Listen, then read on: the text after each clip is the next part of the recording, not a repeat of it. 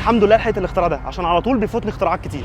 الاختراع اللي انت شايفه ده مش فطير ولا كريب، ده ميكس ما بين الاثنين فسموه الفريب. فتعال نشوف بقى الاختراع ده هيطلع جامد ولا عادي واي كلام. ابتدي بقى باول حاجه الفريب الحادق، بيبروني كتير قوي على الوش، جواه جبنه موتزاريلا وصلصه بيتزا، في الاخر صوص بيبروني هم عاملين. الميكس اللي عملوه ما بين الفطير والكريب اتخن شويه من الكريبايه. سوبر سجق، عباره عن سجق بلدي وجواه فلفل الوان وزيتون اسود، صراحه ميكس ابن لذينه. كوردون بلو متغرقه الصراحه فراخ وجبنه، وصوص الرانش اللي في الاخر ده عظيم. خش بقى على الفريب برجر فراخ، بيبقى جواه مسحب، والعجينه بتاعت الفريب دي بتبقى محشيه جبنه الصراحه كريمي وقشطه، طبقينها كده عشان تعمل كانها ايه بن عيش كده تقيل، فالقطمه حلوه قوي. ده بقى فريب برجر لحمه، لا حلو قوي مع البصل كده اللي متشوح بالزبده والجبنه اللي متغرقه. ونختم بقى على الحلو.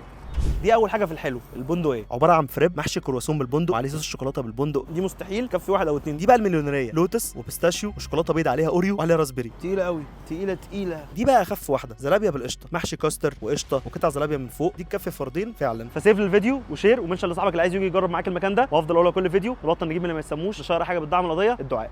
سلام.